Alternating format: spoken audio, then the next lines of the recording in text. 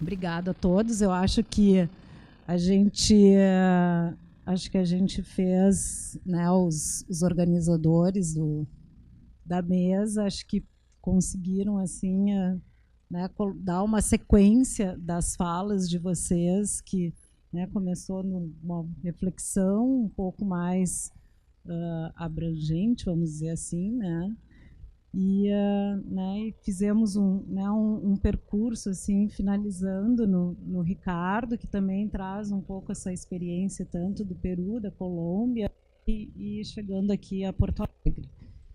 Bom, então, não sei se vocês querem começar, se alguém quer colocar alguma questão. Oi, meu nome é Bárbara. Na verdade, eu ia até ia perguntar antes, mas é que eu não quis atrapalhar ali, rápido, assim. Mas com relação às práticas artísticas, Lilian, e aí eu achei essa ideia de saber da comunidade o que é patrimoniável para a comunidade, né? E aí eu não ficou claro para mim de que forma que isso se dá, assim, nesse projeto. Não sei se tu podia falar um pouco, se são entrevistas, enfim. Não, eu tenho uma questão. Bom, primeiro eu queria agradecer, né? Embora eu tenha participado da montagem, mais ou menos conhecesse o trabalho dos três, queria agradecer, fiquei surpreso, enfim, muito obrigado. Não era exatamente o que eu esperava, assim, foi bem mais. E aí, assim, para mim fica uma grande questão, porque eu acho que todos os trabalhos passam um pouco pela a problemática da constituição do território. Acho que, de alguma maneira, a questão da Bárbara em relação a como definir o que é patrimoniável, né, a partir da fala da Lilian, ela remete, para mim, à experiência de pesquisa, de práticas artísticas, né, dos três trabalhos. Ou seja, como nós podemos constituir a disputa por territórios no sentido da definição, quer dizer, de uma circunscrição territorial. Né? Enfim, qual é o vetor? Né? Tem um vídeo na apresentação da Lilian que talvez fortaleça uma dimensão de memória. Né? Na fala da Soraya, eu diria que tem assim, então, a dimensão de um território que se constitui por prática. E na do Ricardo tem um território que se reconstitui, né? Porque é um processo, me parece, nas experiências do Ricardo, é um processo de reconstituição de algo que, ao mesmo tempo, não tem uma pré-existência exatamente tal como se reestabelece. Né? Particularmente o primeiro vídeo e o último dele, né? O primeiro e o último trabalho, remetendo a um tipo de territorialidade que rompe com uma dimensão imediata de circunscrição, né? Porque vai para a água. Né? Particularmente a primeira experiência aponta para isso. Mas assim, a questão que me fica particularmente é como disputarmos os territórios que vêm sendo sequestrados pela ação do capital, por essa subjetividade empreendedora neoliberal que apareceu na formulação da fala da Soraya, né? No sentido de definição de que território é esse, como nós seremos capazes de definir a sua circunscrição no campo da disputa. Enfim, um pouco por aí me veio imediatamente. Bom, tá. A primeira coisa, assim, eu também queria destacar assim, da mesa, que eu achei que tem uma composição extremamente feliz, do significado político que eu vejo no trabalho de todos. Né? Acho, enfim, trabalhos importantíssimos que vocês estão desenvolvendo, cada um à sua maneira, um pouco distinta, mas eu acho que tem um tipo de preocupação que está embasando todo o trabalho de vocês, extremamente potente, né, e politicamente relevante no meu ponto de vista. Tá? Agora, ao mesmo tempo que eu vejo essa potência, ao mesmo tempo eu vejo alguma coisa que talvez limite essa potência também na minha perspectiva. Né? E eu acho que essa questão ela está, por um lado, quer dizer, essa esse constrangimento, essa limitação que eu estou vendo, por um lado, ele é dado, em algum sentido, em torno da questão que o Weber falou agora. Como fazer essa disputa, né? Eu acho que, na minha leitura um pouco nas entrelinhas do que vocês trazem, eu acho que todos os trabalhos estão marcados por uma ideia do resistir. Eu acho importante e não quero negar a ação do resistir, mas eu acho que ela em si é limitadora, tem que ir mais. Porque, enquanto resistência, eu acho que se está no campo da dominação. O protagonismo é do dominador. E o ato de resistência se coloca nesse campo, e eu acho que é preciso transcender isso. Tá? Uma ideia possível para pensar isso, não quero trazer nenhuma receita de bolo, nem a salvação de qualquer coisa aqui, mas eu acho que é se pensar numa ideia do insistir. O insistir é o quê? Primeiro é o insistir, é sempre corpo-palavra, né? Não quero separar essas coisas, é sempre corpo-palavra. O corpo na relação com outro corpo, que é palavra na relação com outra palavra, e eu, na verdade, não separo essas coisas. É corpo-palavra em interação com outros corpos-palavras sempre. E qual é a questão do insistir aqui? Insistir em quê? Insistir no insistir. Não está dado, não tem meta, não tem utopia definida. A cada passo, a cada insistência, se fazendo a utopia e refazendo e refazendo. Então, enfim, estou colocando de uma forma um pouco provocativa assim, mas o que eu apenas queria sinalizar, de uma forma que eu consigo dizer de uma maneira mais acabada, é que, no meu entendimento, nós ficarmos restritos, não estou dizendo que é o negar ou resistir, mas ficar restrito ao resistir é limitador, a gente está no campo do dominador.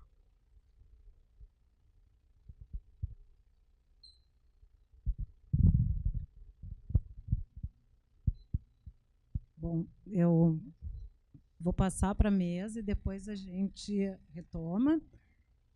E aí, assim, só para... Mas será que as práticas de arte contemporânea não seriam essas formas de insistir? Será? Não sei.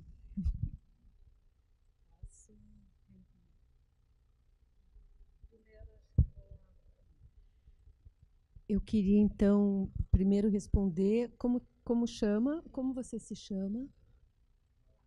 Bárbara. Bárbara, cada território configura uma experiência própria. Então, por mais que a gente trabalhe com um alinhamento em torno das cartografias, o tempo ele é um elemento fundamental. Isso quer dizer que o convívio no território também nos informa sobre as fissuras que a gente encontra para poder trabalhar nesse desvio. Aí, embora eu concorde, eu vou ficar pensando muito no que o Fred nos traz sobre a questão da resistência, que eu penso em reexistência, às vezes é refundar, na insistência. Eu concordo com o insistir. Embora eu acho que a gente, pelo menos, tem que ser movido por algum desejo. Insistir por insistir, eu não acho que a gente insiste por insistir. A gente insiste porque faz sentido, tem o desejo. Talvez até aquela ideia do todavia não, ainda não, mas, quer dizer, a insistência ela tem a ver com essa intenção de alcançar alguma coisa, né? Então, nessa relação do como é feito, se faz entrevista, são várias possibilidades. Certamente, entrevista se faz de várias maneiras, inclusive, que pode ser tanto no convívio. Então, não é entrevista, aí é uma forma de conhecimento pelo contato, ou entrevistas em vídeos que nós preferimos pensar o vídeo como esse processo criativo que resulta do encontro de população, pesquisador, artista no território, e trabalhar a partir daquilo que o território apresenta como talvez o ponto mais vulnerável, por um lado, e a potência daquilo que está em emergência. Então, não tem um a priori, né? Justamente porque isso seria um equívoco, você definir um partido como uma membrana que se aplica a qualquer território. Obviamente que o desejo de escuta e como fazer isto é um pressuposto para o trabalho, assim como o convívio, assim como essa relação muito ativa do corpo nesse território. Quando a gente tem o depoimento do coordenador do Instituto dos Pretos Novos, ele fala dessa relação do corpo, foi muito importante a experiência de transitar, todos eles transitaram pelos territórios de todos. O corpo estava ativo, a caminhada, e não é uma caminhada passeio, é uma caminhada problematizadora. Você está com todo o seu aparato sensório, cognitivo, focado na experiência. O corpo que vai fazer essa coleta de percepções, que eu nomeio de geopoética dos sentidos. E aí, cada lugar, nessa relação de tempo, que pode durar 1 ano ou 15, tem projetos como esse do Bom Retiro e Luz, que eu volto, sabe, dos anos 90, volto em 2010, numa perspectiva ali de pensar a questão dos vários grupos étnicos, grupos humanos que habitam o Bom Retiro desde a sua origem, sei lá, do século XIX, né, italianos, árabes, judeus, armênios, depois os coreanos, bolivianos, peruanos, paraguaios, e africanos e haitianos, etc., para pensar a problemática que hoje a questão da imigração volta de uma outra forma, e um território cuja relação de disputa acaba resultando em certas perspectivas de enfrentamento. E como inventar possibilidades de um enfrentamento que o dominador ele talvez não conheça as táticas. Aí a gente tem que pensar tanto nesse tempo de experiência de convívio que permite legitimar essa relação, porque, de certa maneira, a gente está falando de habitar um território que não é o seu, portanto, o convívio é importante, é necessário, também para se estabelecer confiança naquele que vem, o estrangeiro, né, e que aprendamos a falar uma língua comum, talvez uma língua que se dá nesse entrelugar, né, e isso depende de uma disponibilidade diferente de uma expectativa de um resultado que muitas vezes vai acontecer de outra forma. Por isso que não tem um modelo, porque cada lugar inventa e constrói processos de formas muito, muito singulares. Então, desde desenvolver encontros que permitam que as pessoas possam falar para si e também falar com um público mais amplo. Também, nesse convívio, há um enriquecimento mútuo de modos de fazer, de conhecimentos técnicos também. Então, esse tempo, eu diria que um dos elementos mais importantes é o tempo e a insistência. A insistência. Fundamentais. Aí a questão do... O Weber colocou a questão da disputa do território. Eu não lembro bem qual foi a formulação.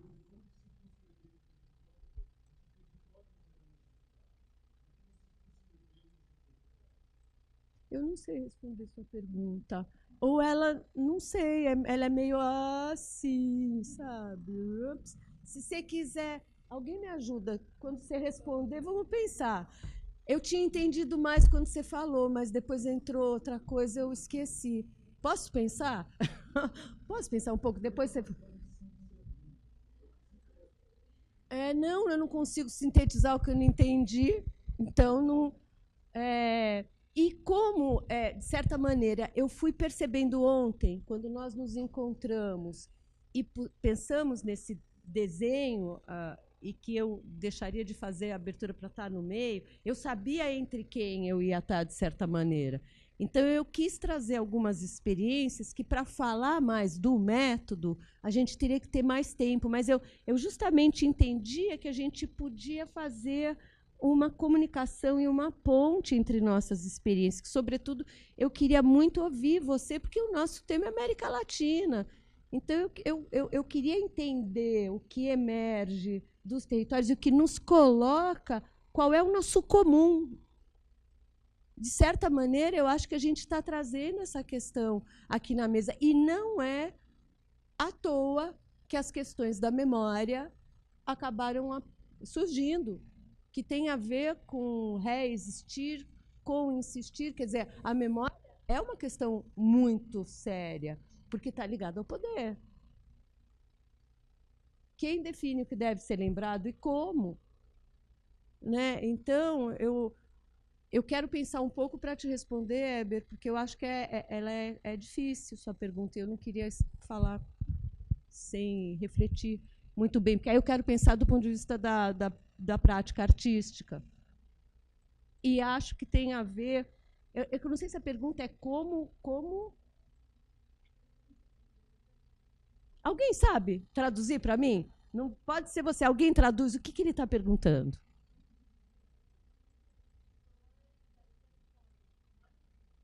Então,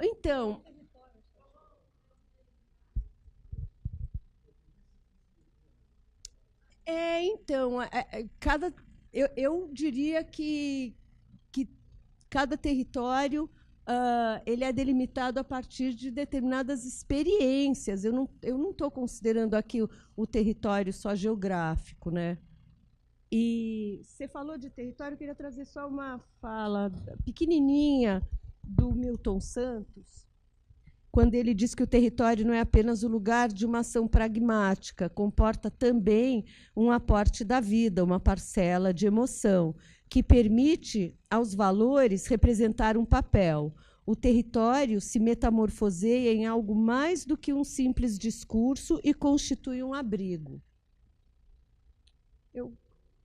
Entende? Eu não sei exatamente como responder sua pergunta, porque eu acho que a gente está falando de... São muitas perspectivas de territórios possíveis aqui a gente abarcar. Mas eu penso que a prática artística ela ajuda a encontrar fissuras a partir das quais a gente pode criar desvios que nos tornariam menos vulneráveis ao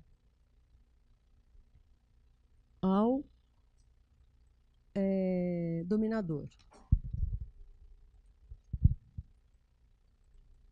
Bom, eu vou falar, então, rapidamente, a América Latina, né?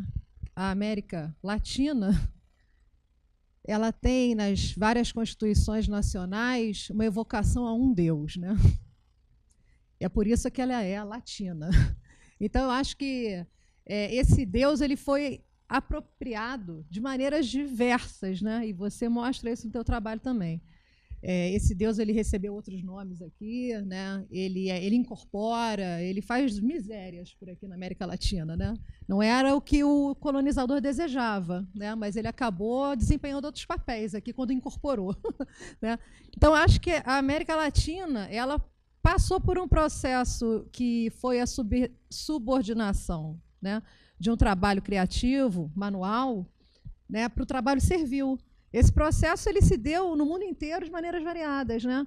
Mas eu acho que a gente tem uma experiência nas Índias, né, lá e cá, muito interessante, no caso do Gandhi, né, que resolveu não resistir, mas renunciar. Eu acho que a ideia da renúncia ela é importante também para uma reflexão que a gente possa empreender, né, para pensar qual é a nossa tática. Né?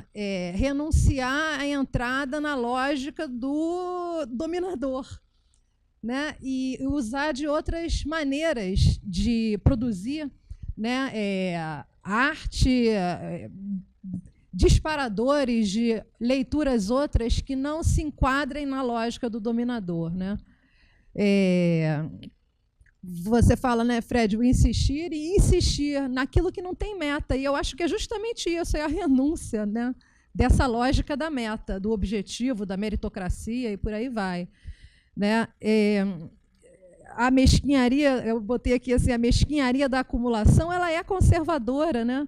E ela é o oposto do poder de quem tem poder para socializar mais e melhor. Né? Eu acho que na literatura antropológica tem assim uma figura emblemática que é do chefe indígena, que foi tratada lá pelo Pierre Clastres, né? Que é isso, ele está sempre submetido ao poder da coletividade. Por isso que ele é chefe, né? Porque ele tem o poder da palavra e, através dessa palavra, ele pode socializar mais e melhor a produção coletiva. Né? E eu acho que é isso, né, que a gente está falando aqui. E, portanto, eu queria voltar para o cotidiano, porque o cotidiano tem as artes do cotidiano, e é delas que a gente está falando também. Né? E a estética neocapitalista, neoliberal, ela é uma estética, anotando aqui, que ela despreza, né, as coisas que têm a marca do trabalho e da vida. Né? Ela tem ela propõe uma estética de tudo que não tem essa marca, né, que foi feito agora, para ser descartável daqui a pouco. Né? Então, ela não gosta dos fantasmas que foram atualizados no Rio, né? Ela não gosta dos corpos sujeitos, né? E aí eu lembro de um caso que aconteceu agora lá no Maranhão, no Encontro Nacional de Prostitutas, que a Monique acabou de me falar hoje mais cedo. Teve um desfile da DASPU, e esse desfile são esses eventos, né, que são produzidos nos encontros de prostitutas, ou quando tem alguma coisa acontecendo, todo mundo vai, sem dinheiro, sem recurso. O que se produz em termos de recurso é para reinvestir nesses acontecimentos novamente. Né? E lá, em São Luís, foi feita uma passarela com engradados de cerveja com o pessoal de uma quadra de escola de samba e tal, botaram um céu de calcinhas, né, pendurados nos fios e tal, todo mundo emprestou calcinha para fazer aquele céu maravilhoso. E aí ficou todo mundo sem calcinha e também com o peito de fora. Né? E o que se exibe nessa passarela assim construída são performances, né, são corpos com uma técnica própria. E essa técnica ela é melhor elaborada no exercício do trabalho sexual. E é isso que é exibido. Né? E é exibido para um público com pais, mães, crianças, todo mundo ali junto assistindo. E o interessante é que causa um impacto, mas, ao mesmo tempo, aquilo se torna tão humano, né, que não é objeto de nenhum tipo de violência. Né? A não ser, dias depois, a violência do Estado, né, que promoveu as condições necessárias para que todo mundo pudesse se encontrar, Ministério da Saúde, né, recurso, passagem, estadia para todo mundo poder ir, que diz, num almoço, pô, você não podia ter feito isso, né? Você não podia ter mostrado o peito. Não, não foi mostrado o peito. Você não podia ter ficado pelada, né? Pelada, em pelo, mostrando o quê? Um corpo com as marcas de um trabalho, uma técnica, um corpo que é um corpo sujeito e é um corpo memória. Você não podia ter feito isso. E por que não podia? Porque eu posso perder o meu emprego. A gente pode até relativizar e pensar assim, não, tudo bem, eu posso até entender o seu argumento. A gente vive numa sociedade salarial, né? Depois dos anos 30 no Brasil, o que a gente foi fazendo é botando o pessoal todo para dentro dessa lógica da sociedade salarial. É um momento que começa a se estruturar o pensamento neoliberal, né? Que era aquela ideia de que as massas são perigosas, as massas elas são uma ameaça ao que nós queremos fazer. Né? Então, a gente tem que tirar a massa. E essa frase, né, do diálogo que você teve com alguém do Ministério da Saúde, é isso, porque a gente pode relativizar, não, tudo bem, o emprego é importante, mas esse modo de dizer é que é denunciador. Ele é enunciador e denunciador, ele é revelador. Porque poderia falar assim, poxa, você não sabe a merda que deu aquilo ali. Estão querendo até cortar o nosso pescoço. É um outro modo de dizer, né? Mas querer submeter o outro para salvar a própria pele, né, é a lógica que a gente está vendo acontecer num Estado que já não promove mais uma política democrática, é a desdemocratização, né, que a gente está passando por esse momento, né? Então, eu acho que existem modos de dizer, e são esses modos de dizer que a gente está, né, mais ou menos falando deles aqui, né, que são, a gente tem que sempre realmente pensar, porque são modos de renunciar e cada vez ver melhor aquilo que nós não queremos nem sequer resistir, né, porque não se trata de estabelecer qualquer tipo de conversa com essa lógica da dominação que acontece, né, atualmente.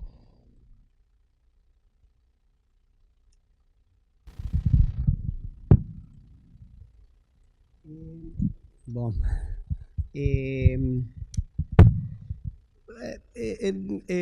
o trabalho que eu tento fazer, eu não tenho nada dessa ideia de resistir. Mesmo pode ser que apareça, sim, mas em princípio eu nunca tenho esse interesse.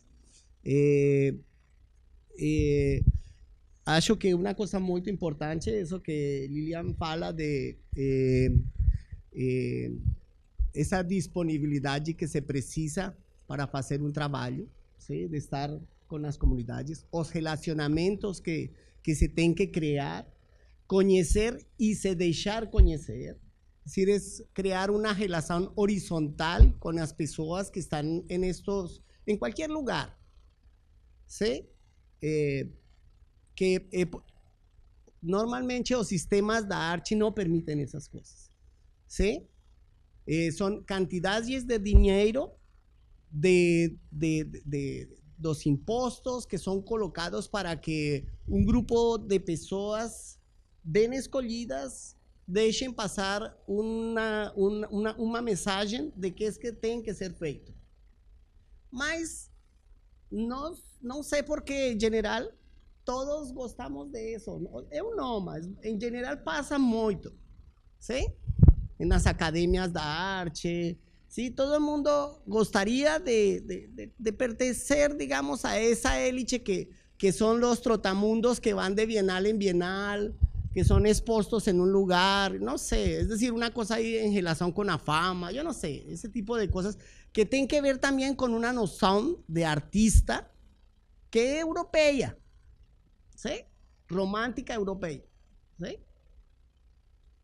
Entonces, en mi trabajo sí tento más o menos, por ejemplo, tentar de hacer, de colocar en un mismo nivel los diferentes tipos de conocimiento. Esse que eu he conseguido fazer a lo largo da vida por muitas condições sociais. Uno tem que ter em conta que o feito de estar aqui sentado é porque tive que passar muita coisa a nível de história pessoal para chegar a estar aqui. E qualquer de nós, isso é uma coisa, ¿sí?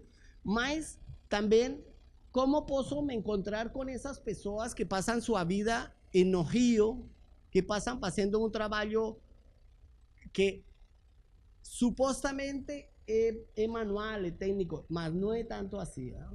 Es decir, las personas de este barrio de Porto Alegre conocen el río, conocen el lago, conocen los ventos, conocen los peces, es un conocimiento que ninguém de nosotros tenemos aquí, ¿sí? Ahora, en las academias sí pasa mucho que nos somos formados para pensar que nuestro conocimiento es mejor que ese. Ahora, ese conocimiento, eso tiene que ver también con el capitalismo, con el poder, eso no es una cosa así, ¿sí? Entonces, esa es una de las cosas que yo tento de hacer. Yo tento también dos procesos, en 3, 4 años de relacionar con las personas, de tentar de facilitar a reflexión, promover a reflexión, que promuevan actitudes ligadas a una autonomía e independencia, ¿sí? Que estas personas que moran en las sillas no tengan que depender, ¿sí?, de eso que pasa aquí en la prefectura o el político de turno, ¿sí? Y así en cada uno de estos trabajos que hicimos, porque eso no es una cosa, yo eu não tento fazer um trabalho, digamos, local, porque o trabalho não é para resolver um problema, é mais para levantar questões, ¿sí? E tentar que a comunidade, em sua linguagem, desenvolva o que elas acham que é melhor, ¿sí? Então, todas as obras são um pouco uma construção, digamos, comunitária. Até onde é possível, porque isso é uma coisa que é complexa, é decir, contra o que se está peleando não é uma coisa assim fácil, ¿sí? Então, até onde é possível, é pensar outra forma de economia, ¿sí? Tem muitas formas de economia, não somente o capitalismo funciona, o consumo, as formas de se reencontrar, ¿sí? As formas de consumo mesmo, não?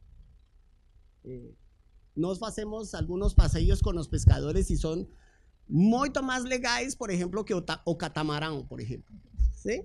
Que é bem legal também. Eu não falo que isso não é uma coisa legal. É legal, é cômodo, é rápido, mas você tem em frente uma televisão que faz passar os 20 ou 15 ou 30 minutos que você precisa estar aí e você não sabe nada do lago, nem do rio, ¿sí? Então, bom, aí isso é uma coisa que é importante. Isso é uma coisa que trabalhamos com a doutora Maria Ivone quando fazemos esses passeios, ¿sí? São esos passeios de 6, 8 horas no rio com um pescador que vai nos contando um pouco as histórias que ele tem e também as que nós temos para contar, ¿sí? Porque é uma troca, não? E outra coisa também que eu acho que é importante é que o trabalho que eu tento de fazer ali com as comunidades é um rescate da memória, pero não em relação com objetos, ¿sí? Que os objetos é uma questão material que está ligada também a uma economia, ¿sí? A um poder de comprar, a um poder de poseer que dá direito a dominar al outro, porque eu tenho uma coisa que você não tem, ¿sí? Então, essa é uma coisa que também se tenta questionar, mais ou menos, sino es más bien así a través de un evento, acontecimiento que funcione como una experiencia estética para toda la comunidad. Es feita por ella misma, ¿sí? Por esa misma comunidad, y eso tiene que ver es más con la tradición oral. Seguramente que ustedes van y falan ahí en la isla y todo el mundo você pregunta qué vagalumes y qué boitatá no yacuí, y todas as pessoas das escolas sabem um pouco de que se trata, ¿sí? E não ficou, acho que agora não ficaram lanternas, digamos, que não tem objetos para lembrar isso. É uma coisa mais da memória coletiva. E no sentido de tradição oral, que é outra coisa que acho que nós, quando menos na Colômbia, seguramente em algumas regiões andinas, é muito importante. El valor da palavra, ¿sí? ¿Por qué? Porque a escrita también es una forma de dominación, ¿sí? Eso es, vale, eso.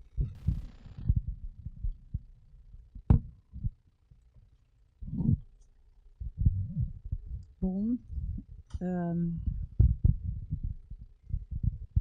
mas acho que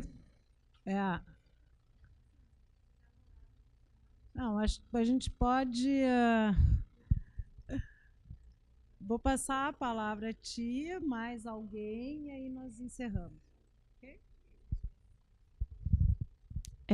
Boa noite, eu sou Thalita, do laboratório, pesquisadora no Laboratório de Design e Antropologia da UERJ. E aí eu fiquei com várias questões, não sabia se ia conseguir falar elas agora. Mas eu acho que as próprias perguntas também me fizeram pensar, a elaborar um pouco uma das questões que eu tinha pensado nas falas, que, assim, de maneira geral, né, todas as falas têm essa questão, que eu vou usar a palavra que o Fred usou, que não necessariamente são expressas dessa maneira, mas de colocar uma resistência, né, de falar também sobre ações que são localizadas, né, essa relação da memória está ligada a territórios e como que isso vive uma tensão com uma lógica desse espaço vivido, né, versus uma lógica do poder, para usar uma expressão que a Soraya utilizou, né? Então existe essa contradição de uma lógica do poder que não é tão localizada, né? Digamos assim, essa lógica do poder colocando como a crise de maneira geral a que nós todos temos tentado resistir, assim. E aí a minha questão, digamos assim, ou mesmo angústia, assim, ou algo para colocar para a gente continuar debatendo, é uma pergunta que é sem resposta, onde que a gente, enquanto pesquisadores, né, enquanto estando na universidade, a gente se localiza nessas disputas. Porque, pensando essa questão colocada de como que determinadas ações artísticas, quando entram em determinados territórios, acabam produzindo essa gentrificação, e a nossa relação com essas ações artísticas, nós, enquanto artistas, pesquisadores, designers ligados que são vistos como ligados a uma indústria criativa, e pesquisadores, como que a gente vive essa contradição de que a universidade ela tem essa relação com uma lógica do poder, ela tem essa relação de uma produção de abstração também, e assim ela não tem uma solução, digamos, para essa não localização dela. Ela se chama de universidade, né? Então, como que a gente, a partir dessa não localização, se relaciona com os territórios ou se localiza a si mesmo? Acho que eu me enrolei demais para fazer a questão, mas talvez dá para pensar um pouquinho. Obrigada.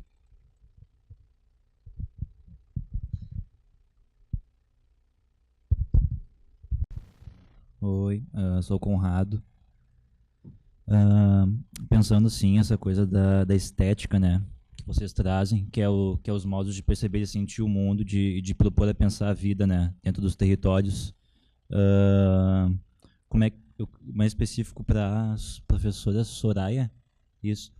Como é que se dá essa composição assim com outros cotidianos e com outras práticas, assim, né, na medida de que você estava falando a questão lá da Cracolândia e da questão da redução de danos, que é com a Lilian, então, desculpa.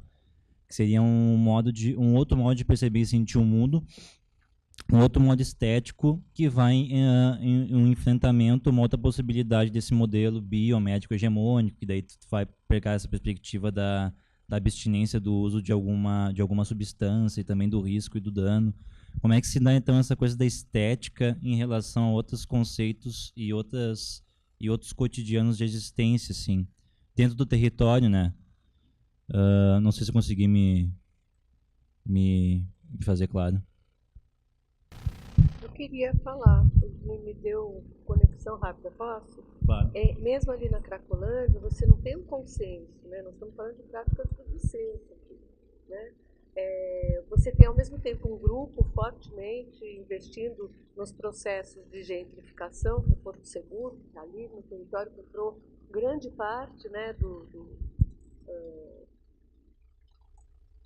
das edificações, enfim, que vem promovendo a expulsão de uma grande quantidade de pessoas, não só moradores de rua, mas os antigos moradores que também não oferecem rentabilidade dentro dessa lógica.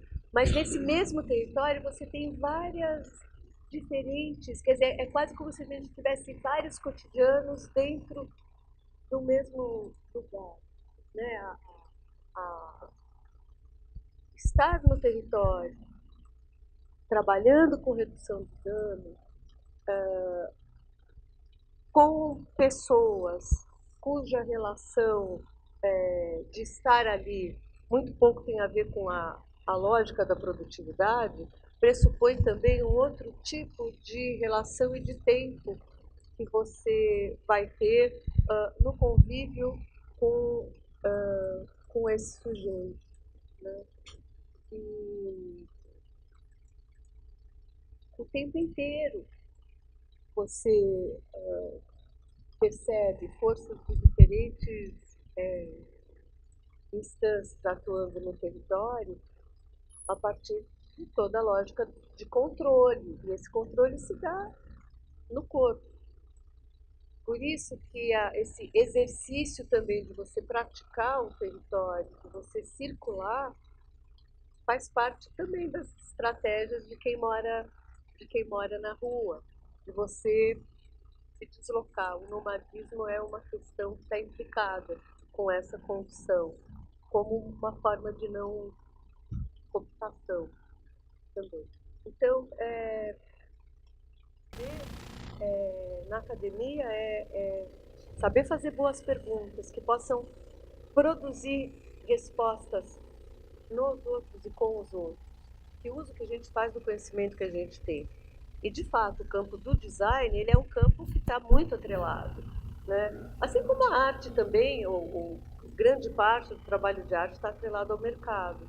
Mas eu acho que existem excelentes projetos no campo do design que vão por outro caminho, né? Que não são só em reforçar a lógica do mercado. Mas nós estamos pensando como fazer isso, né? E um dos lugares para a gente pensar sobre isso também pode ser fazer uso da instância acadêmica para pensar. E aí, muito importante, os trabalhos de extensão, que têm sido pouco valorizados, e onde eu acho que a universidade pode fazer uma grande diferença. Porque o Observatório da Prostituição é um projeto de extensão, né? Mas eu acho que as perguntas aí que a gente está tentando formular têm a ver, de novo, com o tempo, né? E com um tempo efêmero, porque esse efêmero, essa apropriação, né, do tempo, no instante, aquilo tudo que a gente já discutiu aqui e tal, que eu acho que ajuda a definir o que, para um determinado planejamento, né, qualifica populações de insolventes. É justamente isso. O que é a população insolvente? É aquela que permanece ali, a pedra no sapato, né? Essa que é a população insolvente. Então tem uma questão aí de lidar com fenômenos que aparecem, né, e que insistem, justamente, que são efêmeros num momento, né, e não tem a pretensão, talvez nenhum desejo de perdurar, sei lá, uma certa ordem, né? Mas a universidade, eu fico refletindo assim sobre o nosso papel também, né, através desse projeto de extensão, que aí tem a questão, e eu percebo cada vez mais que a extensão universitária ela tem que passar por uma apuração para fora, né, com os movimentos, e se estender para dentro, né? Eu acho que tem uma extensão para dentro, e a gente tem feito muito esse trabalho. Em 2015 a gente fez um curso de extensão organizado com os movimentos de prostitutas, que foi muito bacana no Instituto de Filosofia e Ciências Sociais lá da UFRJ. E aí foi uma ocupação efêmera, né? Mas que contou com a base institucional da universidade, que é uma instituição, apesar do desejo de destruição dessa instituição, ela continua sendo sólida, pelo menos no imaginário da gente, né? E a gente conseguiu disponibilizar esses recursos, uma espécie de roubo, né? A gente disponibilizou os recursos da universidade, do projeto de extensão, a pró-reitoria de extensão da UFRJ tem uma pró-reitora muito sensível também a essas questões, né? E apoia muito um projeto que tem esse nome.